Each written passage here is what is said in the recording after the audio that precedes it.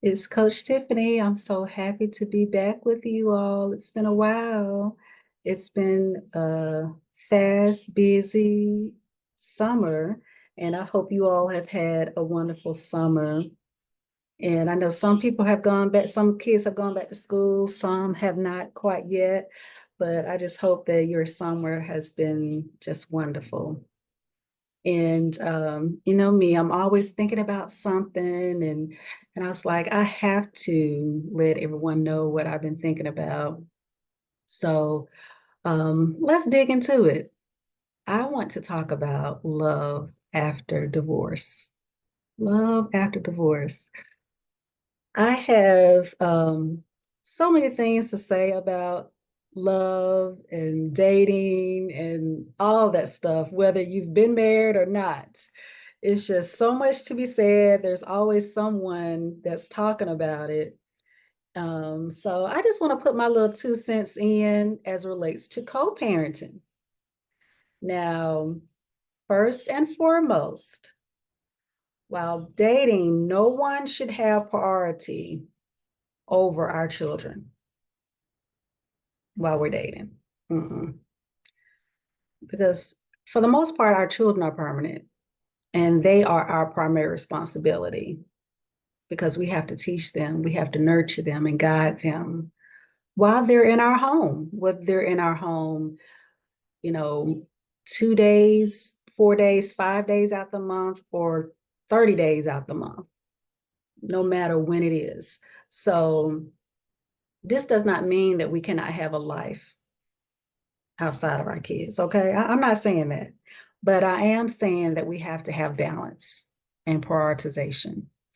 So, dating while co parenting, it can really be easier than we think it is if it's done right. Now, this is just part of moving forward and letting go after our divorce or our breakup. But remember, I've talked about letting go. That's part of the child first method. But if dating is not handled properly, it can have some long-term negative impacts on our children and our lives. And I'm pretty sure that some of you can tell me some stories that you probably, or experiences that you've probably had as it relates to dating and how it might have gone right, not gone right, and what type of impact it might have made, in your life. Um, Especially, of course, the ones that we talk about are the ones most time that go bad. We don't ever talk about the ones that go good, but there's always a lesson for us to learn in all of it. Now, I know some of you may know that I've been married and divorced twice, which means I've been in these dating streets more and longer than I planned for myself. And I'm sure some of you all can say the same thing. And I haven't always gotten it right in this area. This is an area I believe I struggle in, but I'm still growing and I'm still evolving. And I really seek to trust God. And I do trust God in this area. And I'm always trying to be the best version of myself. So, with that being said, this time around, I can really see because I've been doing more self-reflection. I'm more self-aware. So I can really see the impact of dating on my children. Even my 28-year-old, because she's seen me date more than my boys because of her age and what she's gone through with me in my life. So, like many of you, I still desire a partner in life. Someone to love me, grow old with, and build a future with. But the decisions that we make while we date, it can either make or break our future. It can delay God's best for us. And most importantly, our children's perspective of relationships and commitment. Now think about that. Do you think about that when you're dating? I mean, this can be casual dating or relationships. I mean, because I think whether our children see them or not, it impacts us in some way. It shows what place we are in. And so ultimately it impacts our kids. So it can make or break our future. The way we handle dating, it can delay God's best for us. The way we handle dating, it can ultimately um, impact our children's perspective of relationships and commitment. So, using my first child method, I want to give some talking points for us to consider and evaluate in our own lives as it relates to dating while we're co parenting. Talking about love after divorce and how we can actually thrive in our co parenting relationship. And these can really assist us no matter what stage of dating that we're in right now. So, as a reminder, CHILD is an acronym, and it stands for the C is for communication, which involves partnership and collaboration, honoring the other parent's role, involvement with the child, letting go of the shoulda, coulda, wouldas, and determining in everything to focus on the child and what's best for the child together. Now, remember, effective communication, that's our cornerstone. That's the cornerstone of the child first method. And it will be essential as I'm talking about a lot of these things, all these talking points. So I want you to think about that, um, as I'm kind of discussing these, and feel free to share, so your insights and share your opinions throughout the time that I'm discussing these talking points or going through these talking points, because I definitely want to hear your feedback, hear your experiences of what you have to say. So we will see how each element of the child first method contributes to a healthy co-parent relationship. Remember, we're always striving towards healthy. And I'm dealing with parents who are healthy or who are striving towards healthy. A lot of these things aren't going to make sense for someone who isn't striving towards healthy. But if some of these things do trigger you in a certain kind of way to make you push back in so many ways, I want you to kind of be curious about that. Don't judge yourself. Don't judge me. But think about, okay, why do I feel like that? Because my overarching goal, the overarching foundation of what I'm talking about is the child first method. It's all about the child and what's best for them and how it actually benefits them overall. So I'm going to talk about how to handle when you or your partner begins dating, how to handle dating while co-parenting, and maintaining a healthy relationship, a healthy co-parenting relationship while you're dating. So as the relationship progresses. Now, remember, effective communication is the cornerstone. So that's one of the first things that I want to talk about, just how important it is for us to have open and respectful communication, informing our co-parent of when we start dating. I'm not talking about, the details, but it's best for, coming from you, rather than through your child or other sources. They shouldn't find out on Facebook that you dating somebody, that somebody else has possibly been around their children. Now, I have to say, I think, and it's funny because in my mind, I'm thinking about the potential things that we might think about as I mentioned some of these talking points. But I want you to remember we are striving towards healthy, and a healthy mindset is completely different than an unhealthy mindset. A healthy mindset has let go, has forgiven, has moved forward. They have a growth mindset because they're working on their personal development. That way, they're able to actually see their child, how things impact their child. They can be a lot more sensitive to them and what it is that they need. But I want you also to be advised that even if you're working towards health and you're in a healthy space, the co-parent might not be. It's very rare that two people are on the same page at the same time, or even at the same level at the same time.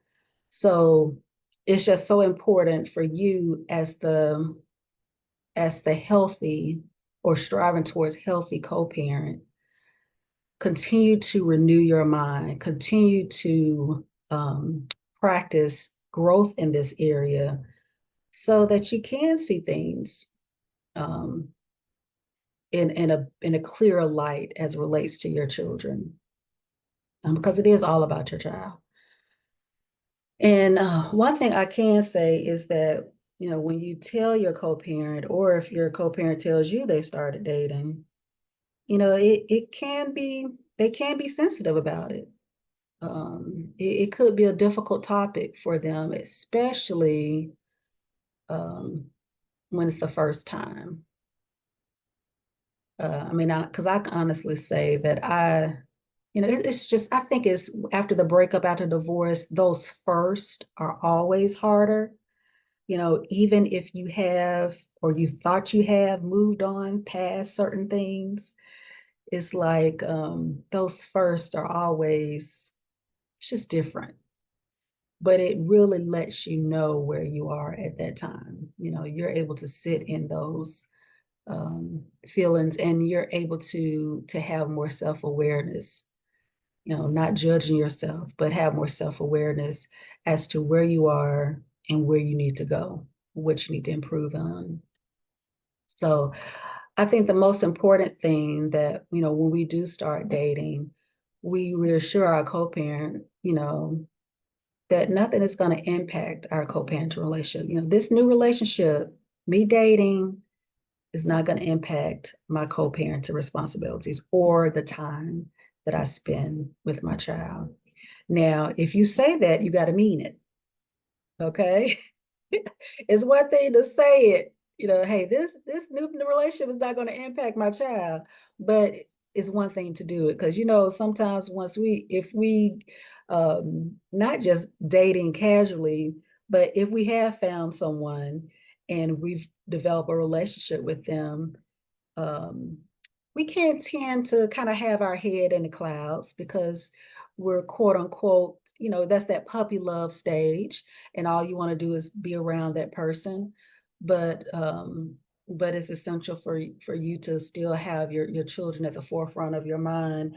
And remember, when it's the first time that you're dating, this is the first time for your child too. So you really have to consider, you know, how's my child feeling about this? And just like I said earlier, I'm not trying to say that is, that we shouldn't move on with our lives or have fun, but we have children now, and we do have to consider, because we're raising emotionally healthy children. So we do want to make sure that they're still our priority and they're still our focus, because we don't want the new relationship, we don't want the speed of that new relationship to negatively impact our children. So, and we're going to address any co-parenting concerns that we might have with our co-parent. Um, we're going to actually address them promptly, but calmly, because we still want to collaborate with our parent. We still want to have partnership with our parent, and work together towards finding a solution that's in the best interest of our child. Um, and and it's so much easier when we have let go and forgiven to address things um, calmly, you know, because we know more than likely it's going to be better received as well. Um, Another thing, we definitely have to maintain consistency with our parental responsibilities. So that's one thing that we can do, not just saying, hey, this new relationship is going to interfere with our child, with our parental responsibilities, but just maintaining that consistency. And, talk to our kids. We can have age appropriate conversations with them. I remember, I mean, and kids, depending on the child, kids are just so different. Some kids really get attached to people, and some kids don't. Some kids still want you to get back together again. Some kids, they're okay with, the way things are. It just depends on the situation.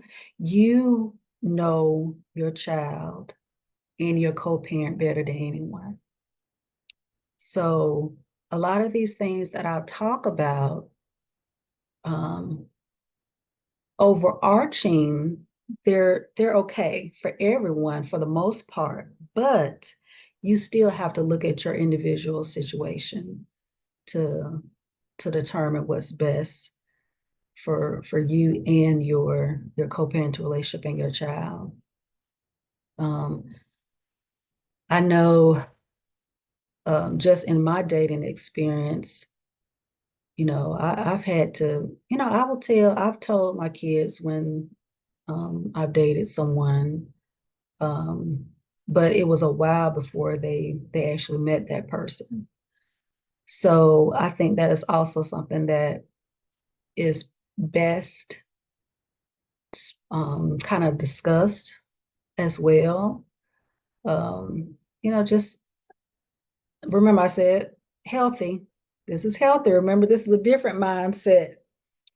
Kind of finding, okay, when is the best time? I'm really liking this person. So I need to find a way, find a time to best introduce them to, to our child. And sometimes there's things that we might not see that our child might be going through, that the other parent might see. So that's where the partnership comes in at, and it's so much easier when you're able to talk to one another, about the child, because both of you all love them and want the best for them. Um, I think another thing is, respecting privacy, respecting each other's privacy. Because we both have a right to a personal life and the decisions that we make. And that's where managing our emotions have to really come into play. We have to have emotional intelligence as relates to acknowledging and addressing any feelings of jealousy, insecurity, resentment, bitterness, unforgiveness, whatever. And as a reminder, if you do have any unresolved things that are going on with you as relates to your ex, I have a talk.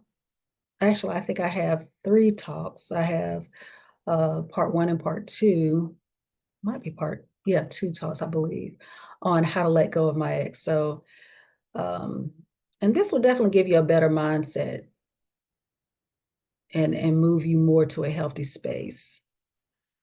And I would definitely encourage seeking support from family and friends, from me, from a therapist. Um, that always helps as well, especially in the beginning stages. Um, and setting boundaries. It's very important. I didn't do very well in this area in the beginning. I didn't manage my emotions very well in the beginning. But I'm just funny, I tell you. Actually, I think I might have shared that in one of my talks. Like I'm trying to remember which talk it was where I shared where I didn't make the best decision. And even though I meant well, it wasn't the right action. I could have done it better. So we definitely have to um, set boundaries when we are, you know, um, dating and we've got into relationships. Um, and that also goes with, introducing new partners to our child as well. I mean, to me, that should be a boundary. Um, we should agree on or seek to agree on the level of involvement that that new person will have in our child's life. And that way we won't be surprised. We won't be dressing things. We won't be defensive or reactive, but this is more of a proactive stance um, when we're doing these things. And we really have to prioritize our child's needs, ensuring that their emotional needs are met, their physical needs are met. It's always prioritized over our dating life. And we have to maintain that consistency in their routine as well. Because our kids, they need stability. They have to have stability. Their life has already been turned upside down. So we're wanting to make sure that they continue to be good. I mean, we're only going to have them for a certain period of time. You know, we can um, we can do that, can't we? We can do that. We can put our kids first and still date. Yeah, we can make good decisions. We can consider their feelings. We can talk to them, even if we might not agree with what they say. Their feelings are still valid, and we still should give them a safe space to talk about things and to be available for them to talk through things.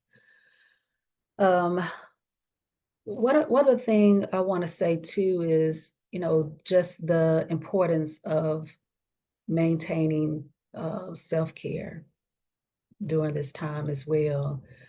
Um, we have to take care of our emotional and physical health, um, because sometimes the stress of a new situation, it can present itself not just with us but our child as well.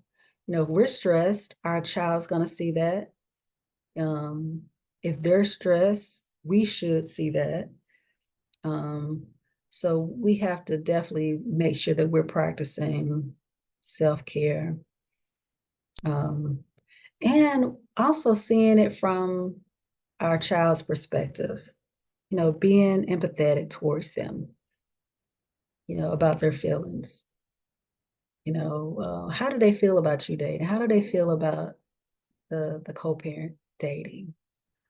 Um, just like I said earlier, they might want and their parent to get back to their both of their parents to get back together again. But that's a conversation that has to be had between you and your child. But help them to get to a more comfortable space. And a lot of things are age appropriate. Some kids, they might not understand. It's easier to talk to a teenager about certain things than it is to talk to a younger child. But there are things that are age appropriate that you can talk to them and just allow them to express themselves. Um, and one thing I think is very important too is that we have to avoid comparisons. We have to, especially once, um, I think it's different when someone is just dating. But when they are in a relationship and they seem happy, and let's say you might not even be in a relationship, you know, or things might not be going as well for you, but it's still okay because we still should not compare, our co-parents relationship or our relationship, our new relationship with our co-parents, or our past relationship. We need to actually acknowledge that the relationship that we had with our ex-partner is in the past and it no longer exists. And one thing about relationships is that a lot of times we're not the same person, that we were with our ex. Our ex is not the same person with their new partner as they were with us.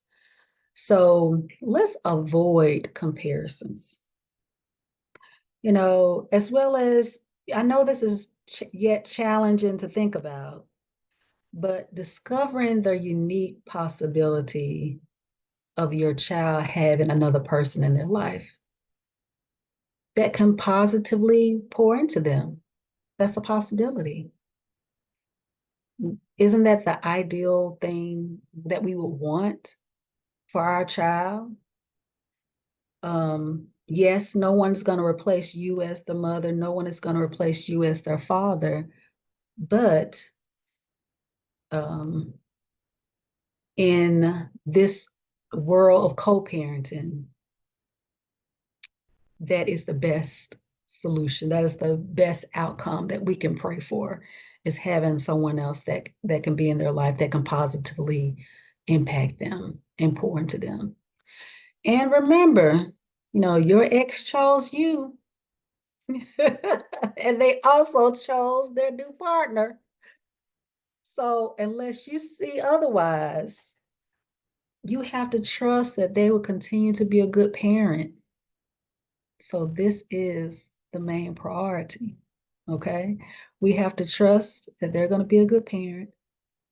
And we have to trust God with our kids as well. Um, so I think that's all that I wanted to talk about. I think I did pretty much go through, how to handle dating, in the beginning, when you start dating, when you're just how to handle things throughout the co-parenting relationship, um, and how to handle things when your co-parent actually is in a relationship. I kind of sprinkled a lot of the talking points within that framework.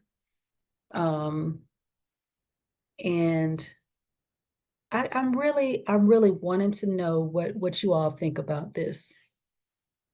And please share your experiences with me. I would love to hear what you have to say. Um, and and also, if you just need to talk to me, if you need to schedule a session with me, a co-parenting session, I'm definitely open for that as well. Um, and you can contact me. My link is in my link tree to schedule an appointment. Schedule a time that works for you according to my availability, and I look forward to hearing from you and being able to serve you as we go on this journey together, this co-parenting journey together, because it doesn't end, especially when our kids are small. We feel like it don't end. But well, thank you so much for joining me today. Now, if you have not subscribed to my YouTube channel, Teach Me Tribe, please do so. And so you can get all the content, the extra content there. And then I guess until next time, y'all have a good one. Bye bye.